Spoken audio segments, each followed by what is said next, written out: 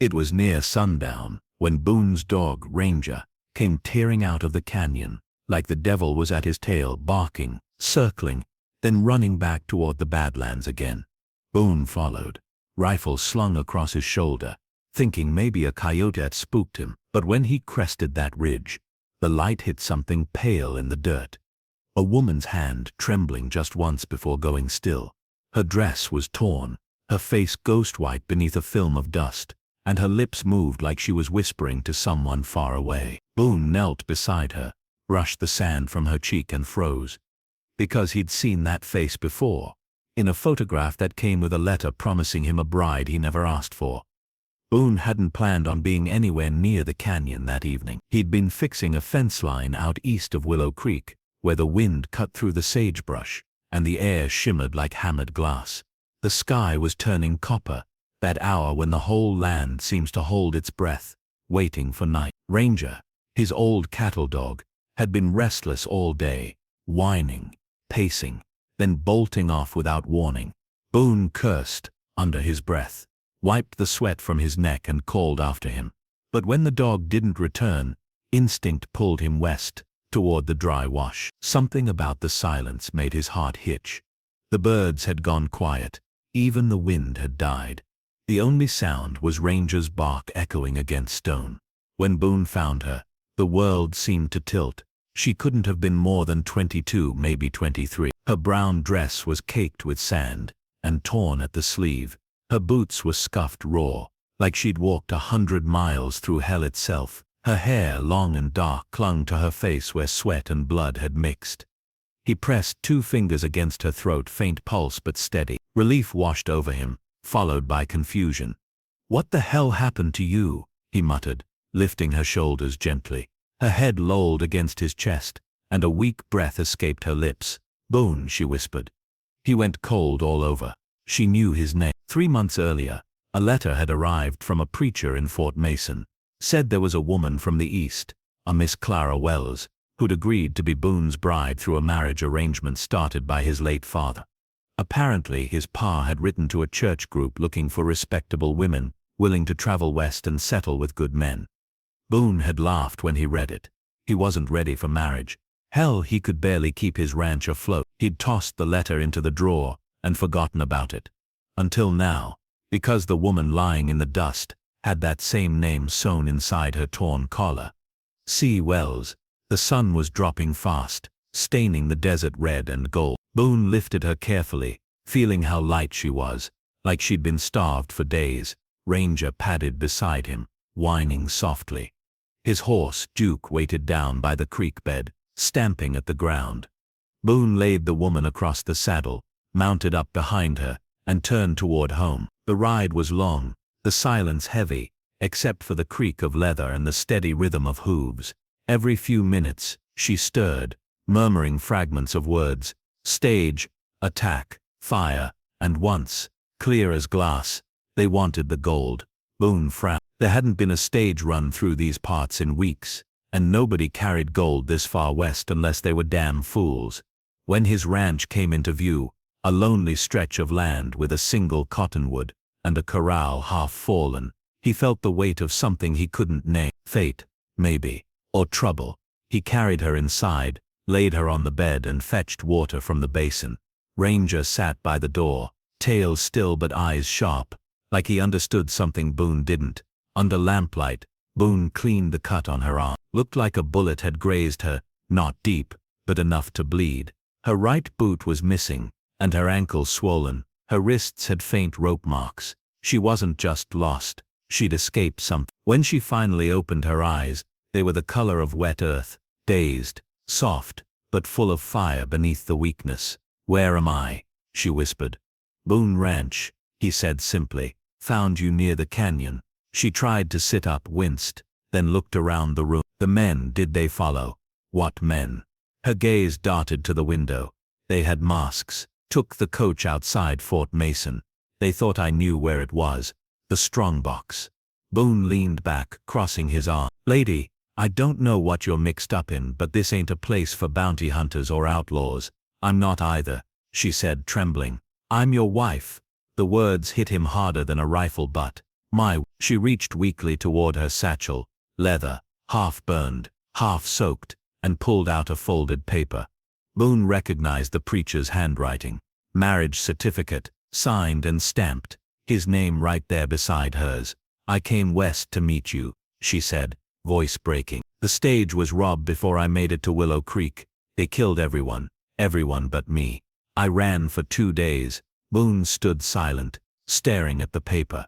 The lamplight flickered against his face, throwing shadows across the wall. He didn't know whether to laugh, curse, or believe her. Finally, he said, "That paper don't make us married in my book, not till there's a church and a preacher standing between us." She looked away, her eyes glistening. "Then I suppose I'm just another burden on your land." Ranger whined softly, padding over to rest his head near her hand. Boone watched the dog, then her, the way she touched the fur absent-mindedly, gentle but certain, like she'd known him for years. Something twisted in Boone's chest. Later that night, after she'd fallen asleep, Boone stepped out onto the porch. The wind had picked up again, whispering through the cottonwood leaves. He lit a lantern and scanned the horizon. That's when he saw it, faint, distant, but real, a flicker of firelight far off in the dark, near the canyon's edge. Maybe a camp, maybe something worse. He went inside, checked his rifle, and bolted the door. Clara stirred in her sleep, murmuring again. "They're coming back," Ranger growled low in his throat. Boone stared out into the black horizon and muttered, "If they are, they'll regret setting foot on my land." By sunrise, the desert had turned the color of old bone, pale, dry, endless. Boone hadn't slept. He sat on the porch with his rifle across his knees, watching the horizon where that firelight had flickered the night before.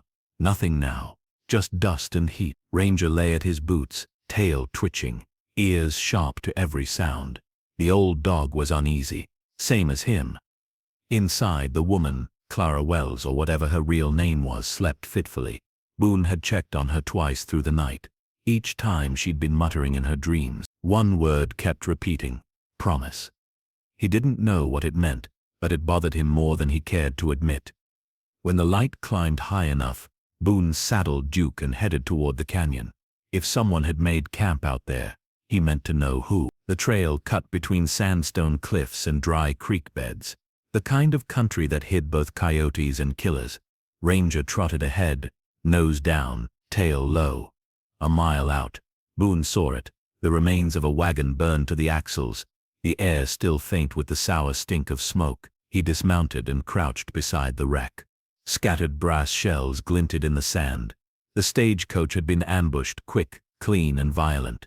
Beside the wreck lay a man's boot, and a piece of torn cloth that looked like it once belonged to a banker's vest. Then he found something else, tracks leading away from the wreck, small and light. A woman's boots, Clara's size, maybe smaller. The prints ran until they vanished into the rocks. "Damn," Boone muttered. "You really did come through hell, didn't you?" He was about to mount up when Ranger started barking toward a bluff up ahead. Boone turned, rifle raised. A rider was watching him from the ridge. The stranger sat tall in the saddle, hat pulled low. He didn't move, didn't speak, just watched. Boone raised a hand. "You there? You know anything about what happened here?" No answer. The man turned his horse slowly and disappeared over the ridge. Boone thought about following, but the wind was shifting, bringing the scent of sand and trouble. He decided against it. One man's curiosity was another man's grave. Still, he couldn't shake the feeling that the rider hadn't come to rob or scout. He'd come to look. For what? Boone didn't yet know. When Boone got back, Clara was awake. She'd managed to sit up, her hair brushed, her face pale but steady. "You shouldn't be up," he said. "I'm stronger than I look," she replied, voice hoarse but defiant. "Did you find them?" He poured water into a tin cup and handed it to her. "Just ashes and dead men." She stared into the cup for a long time, then said quietly, "Then it's begun." Boone frowned. "What's begun?" Instead of answering, she asked, "Do you have the letter?" He hesitated. "What letter?" "The one my father sent before I came here." Boone stepped to the cabinet and pulled open a drawer. The letter she spoke of had been sitting there since spring, sealed with the preacher's wax stamp. He hadn't read it, figured it wasn't his business. He slid it across the table. She tore it open with trembling hands. Her eyes moved over the page. Then she looked up, face gone pale as a ghost. "It's gone," she whispered. The second half. Someone cut it out. Boone blinked. Cut it out. Yes. It was supposed to have instructions. My father warned me. He said I was to bring something. Something he left in your care. In my care, Boone said, half laughed. Lady, your pa never sent me a damn thing. Clara's gaze darkened. Then someone else has it. The wind outside picked up, sweeping dust through the valley. The sky took on that strange yellow glow that meant a storm was brewing. Dry lightning, wind fierce enough to strip bark off trees. Boone stood by the window, watching the horizon darken. You sure you're not running from the law? He asked finally. If I were, I wouldn't have brought a preacher's seal with me, she said, holding up the marriage paper. Boone studied her, the bruise on her cheek, the determination in her eyes. There was no fear there anymore, just purpose. What were those men after? He asked. Something that belonged to my father. They think I know where it is. And do you? She hesitated. Then I think you do. Boone turned slow. Now wait just a damn minute. Before he could finish, Ranger growled low, fur bristling. Outside, hooves, thunder. Boone grabbed his rifle and stepped out onto the porch. 3 riders were coming down the hill, all dressed in trail dust and mean eyes. The lead man wore a red kerchief over his face. They reined up just short of the fence line. Morning, Boone called. You boys lost. The leader chuckled. No sir, we're looking for a lady, young thing, brown dress. Might have passed this way. Boone felt the muscles in his jaw tighten. Haven't seen her. That's so. The man's eyes flicked to the open window where Clara's shadow moved faintly behind the curtain. See, that's funny, 'cause her horse turned up dead a mile from here. Boone lifted the rifle, resting it against his shoulder. Then maybe you ought to go bury it. The man grinned beneath the kerchief. We'll be back come sun, and if you're hiding her, friend, you'll wish you weren't. He spurred his horse and rode off, the others trailing behind. Boone stood there until the dust settled, then turned toward the house. Clara was sitting up when he came in, hands clenched in her lap. They found us, didn't they? Found you, Boone said. You want to tell me what the hell's going on before this turns into a war? She swallowed hard. My father wasn't just a preacher. He was a courier. He carried bonds, war payments, hidden from the Union Treasury. He said the gold was cursed. I thought it was a story until he died. Then his letter came, and the men outside. Thereafter, what he left behind, a chest buried somewhere between Fort Mason and Willow Creek. He told me the man I was to marry would have the key. Boone blinked, stunned. Lady, I ain't got any damn key. Then it's hidden here, she whispered. Somewhere on this land. Boone rubbed a hand over his face. You're telling me you dragged half the outlaw gangs west over a fairy tale and a preacher's ghost story? She met his eyes, steady. No. I'm telling you that gold could buy every man in this county, and damn near destroy it too. Outside, thunder rolled over the plains. The storm was closing in fast. Boone loaded his rifle, checked the shutters, and lit a lantern. You'll stay here tonight. Come morning, I'll take you to Sheriff Dodd in Willow Creek. Clara's eyes widened. You can't. They'll be watching the road. You don't understand. If they find me, they'll kill us both. Boone turned to her, voice cold but even. Ma'am, I've faced drought, rustlers, and death in a dozen forms, but I don't abide liars under my roof. If you're telling the truth, then we'll face it clean. If not, he chambered around, then I'll find out come dawn. Ranger barked once, sharp warning. Outside, lightning split the sky, and from the dark ridge beyond the cottonwood, the same man in the hat appeared again, watching the ranch through the storm. The wind came first, sharp and dry, hissing through the cottonwood leaves like a whisper of trouble. Then the thunder rolled low, long and angry, shaking the ground beneath Boone's boots. By nightfall, the ranch was wrapped in a curtain of dust and lightning. The world outside had turned into one long moan of wind and grit. The lamps flickered inside the cabin, throwing the kind of shadows that made a man's mind play tricks. Boone barred the windows, checked his rifle again, and glanced toward the back room where Clara lay awake. She hadn't slept since those riders came. Every time thunder cracked, she flinched, but not from fear of the storm. It was the men. They'll come tonight, she said quietly. Boone set the rifle against the wall. You sure of that? She nodded. The man with the red kerchief. I know him. His name's Wardell. He rode with my father once. Then he turned on him. Boone frowned. Turned on him how? Shot him in the back, she said. Voice flat. Lightning flashed outside, and for an instant Boone saw her face, fierce and pale, jaw tight, eyes steady. Whatever she was running from, it wasn't weakness. Ranger started barking again, deep and furious. Boone moved to the window, parting the curtain just an inch. Through the flickering dust, 3 riders moved along the ridge, same men from before. They weren't charging in. They were circling, watching. He whispered, "They're waiting for something." Clara rose from the bed and came to stand beside him, one hand gripping the edge of the curtain. Wardell doesn't rush. He likes to corner people. Then he's about to find out I bite. Boone muttered. He slipped out the back door into the wind, Ranger at his heel. The dust stung his eyes, but he knew every inch of his land. He cut behind the barn, keeping low. The horses were restless, snorting and kicking against their stalls. Boone ran a hand along Duke's neck to quiet him. That's when he saw it, a flicker of light behind the corral, a lantern. Someone was already there. Boone cocked his rifle and stepped forward. "Show yourself." The lantern swung upward, and a deep voice answered, "Easy, son. You don't want to shoot your neighbor." It was Sheriff Dodd. Boone lowered the rifle, exhaling hard. "Hell, Sheriff. You scared 10 years off my life. What are you doing out here?" "Got word from Fort Mason," Dodd said, squinting through the dust. "Stagecoach robbery. 2 dead, 1 survivor. A woman. Said she was headed for your place. Figured I'd come check." Boone looked toward the cabin. "She's inside. Name's Clara Wells." Dodd's jaw tightened. "Wells, as in Reverend Elias Wells. You knew him." "Everyone knew him," Dodd said darkly.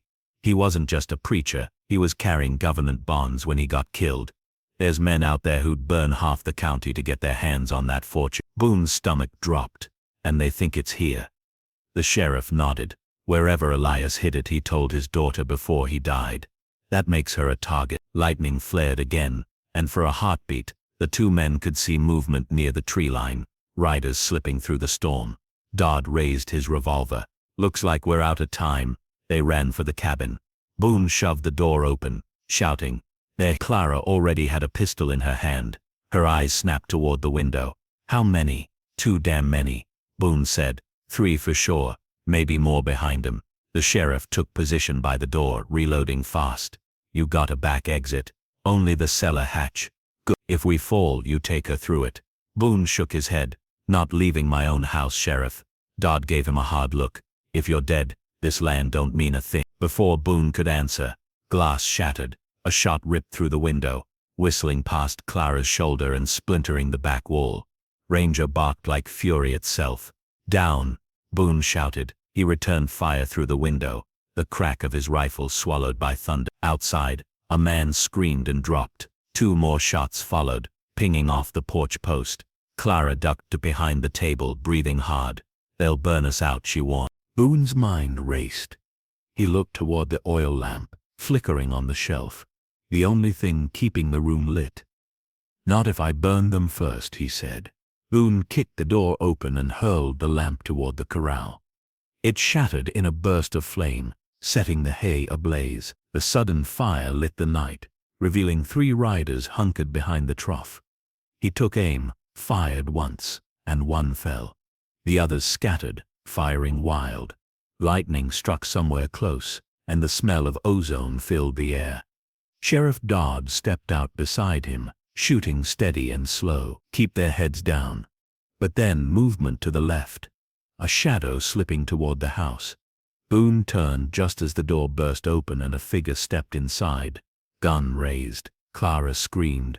Boone tackled the intruder, both men crashing into the table. The pistol went off, deafening in the small room. Boone grabbed the man's wrist, twisted hard and slammed him against the wall.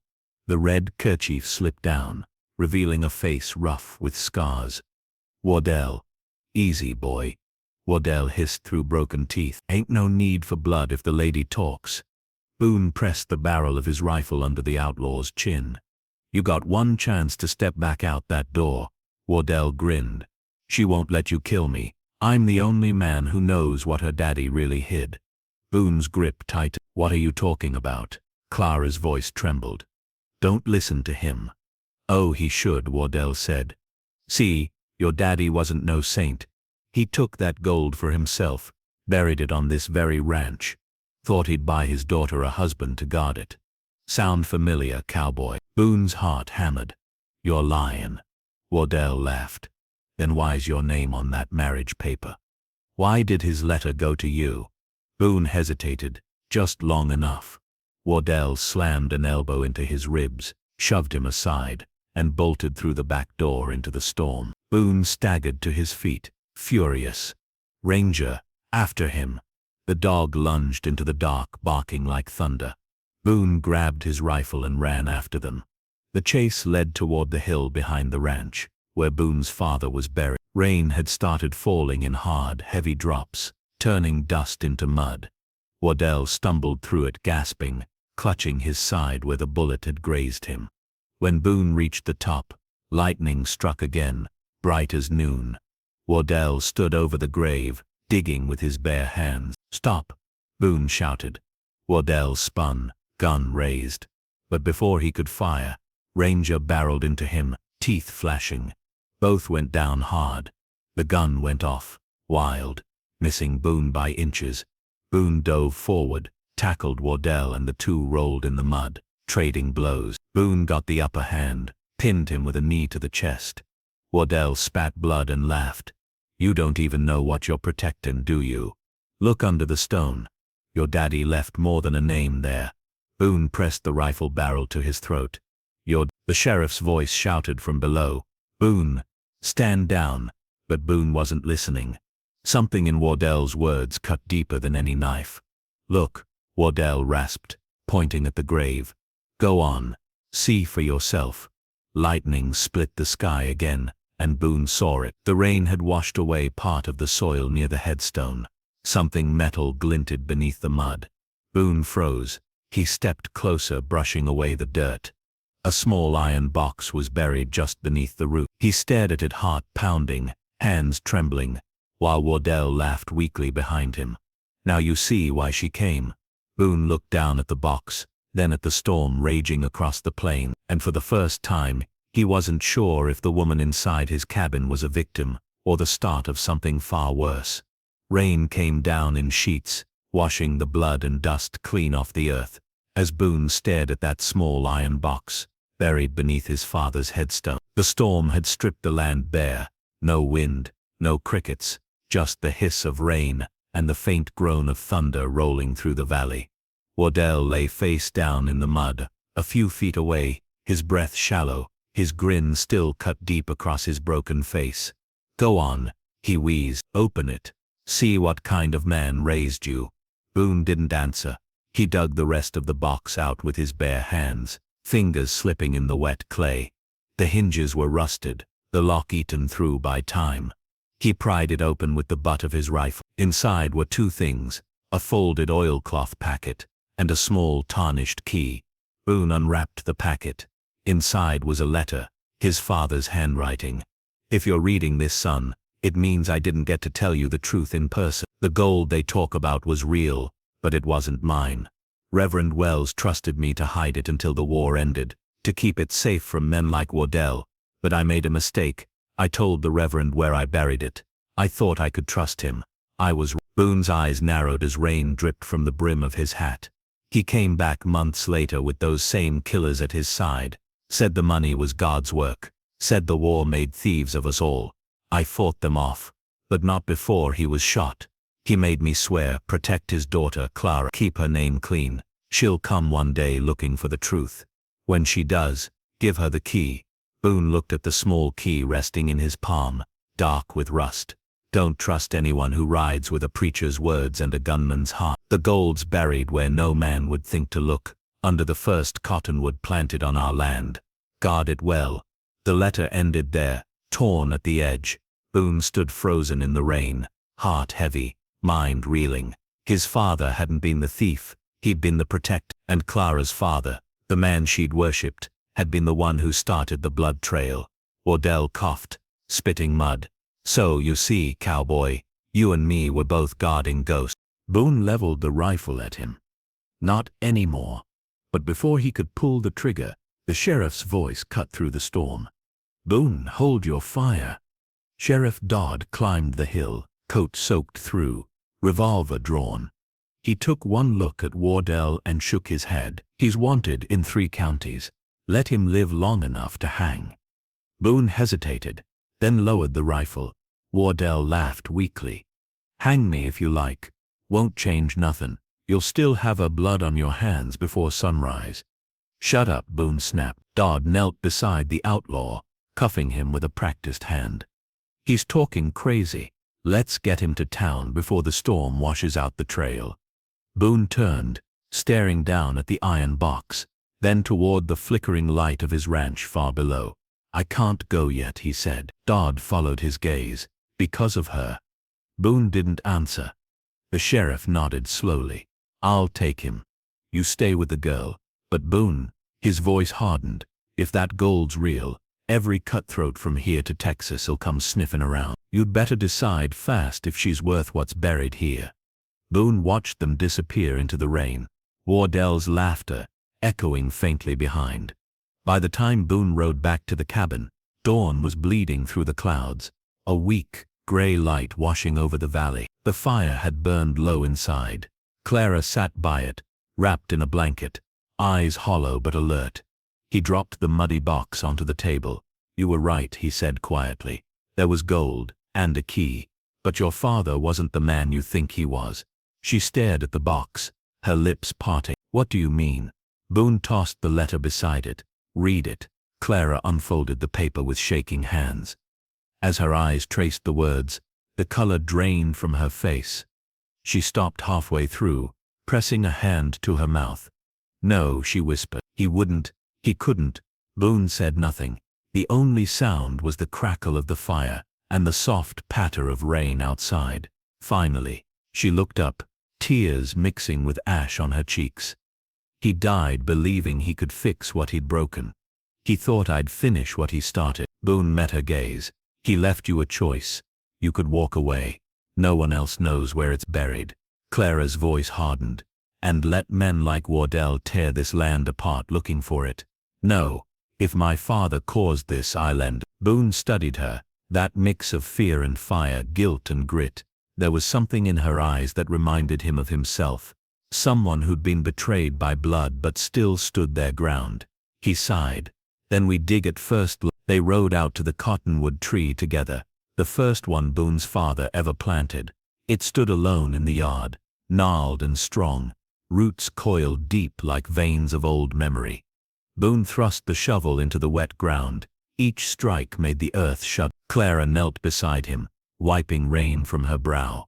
After a few feet, the shovel hit wood.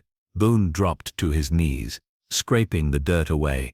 A larger chest lay buried beneath the roots, its iron bands rusted but intact. He lifted it free and set it in the open. Clara's hands shook as she fit the small key into the lock. It clicked open with a sound that cut through the morning quiet.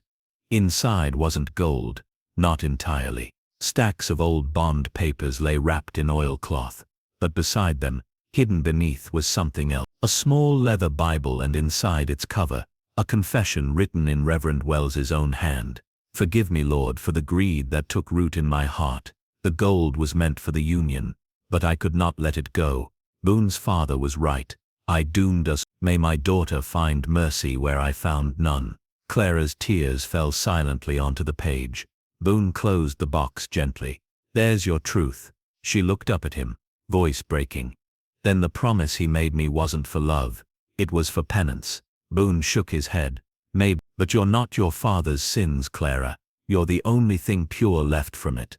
Before she could answer, Ranger barked, sharp, urgent. Boone turned toward the horizon. Dust was rising again. At least 5 riders, coming fast. Boone stood, jaw tightening. Wardell must have talked. Clara's voice was steady now. Her fear burned clean away. Then we finish this together. Boone chambered around, the sound echoing across the valley. Together, and as the morning light hit the iron box between them, both knew that what was buried beneath their father's mistakes might just forge a new kind of promise, one written in blood, dust and fire. The sound came before the sight, the deep rolling thunder of hooves against hard. Boone and Clara stood side by side beneath the cottonwood, the iron box half buried at their feet, the dawn turning red behind them. Ranger barked once and bolted toward the fence line, tail straight, hackles up. Boone loaded his rifle slow, deliberate. 5 riders, maybe 6. They're coming for the gold. Clara's hands trembled but her eyes didn't waver. Then let 'em come. Boone gave her a look half pride, half fear. You ever fired one of these? She lifted his revolver, cocked it clean. Not till now. The wind picked up again, carrying the smell of gunpowder and rain. The riders came into view, Wardell's men, ragged and mean, their coats flapping like torn flags. The one in front raised his hand and shouted, "We want the girl and the chest. You give 'em up, we ride away." Boone stepped forward, rifle at his shoulder. "You had your chance last night." The man laughed. "Then die with her." He spurred his horse and the valley exploded. Gunfire tore through the air, bullets striking dirt and bark. Boone fired once, dropped a rider clean off his horse. Clara ducked behind the tree, firing from cover. The recoil jolted her shoulder, but she kept shooting, eyes fierce through the smoke. Ranger lunged at another man trying to flank the cottonwood, clamping his teeth around the outlaw's arm, until the man screamed and fell. The air filled with thunder, real and man-made, as the storm rolled back over the plain. Boone reloaded fast, but a shot grazed his arm. He gritted his teeth, pressed his hand against the wound, and fired again. "Boone," Clara shouted. "They're circling. I see." 2 riders tried to come from behind, but Boone spun and fired both barrels. One fell. The other kept coming, wild-eyed and shouting, until a single crack split the air. Clara had fired. The man dropped without a sound. When the smoke cleared, only one horseman remained. He dismounted slow, bleeding from the shoulder but smiling all the same. "Hell of a fight," he rasped. "Your pa would have been proud." Boone raised the rifle. "You don't get to speak his name." Wardell limped closer, hand hovering near his gun. "That gold'll rot in the ground without me. You need me, boy." Boone's voice came low. "No, what I need is peace." Wardell drew, but Boone was faster. The shot cracked through the valley, clean and fine. Wardell dropped to his knees, eyes wide with something like surprise, then fell face first into the dust. Boone stood there a long moment, rifle smoking, the rain easing to a soft patter. Clara walked up beside him, silent. Ranger limped over, muzzle streaked with dirt, and pressed against Boone's leg. Boone looked at Clara. "It's over." She shook her head gently. "No, it's just beginning." He turned to the cottonwood, to the box half buried beneath its roots. "What do we do with?" Clara looked toward the rising sun. "We bury it deeper, where no man's greed can find it." Boone nodded, his voice quiet. "Then that's what we'll do." Together they lowered the iron box into the earth again, covering it with soil until it vanished beneath the root. When they were done, Boone reached for her hand. She didn't pull away.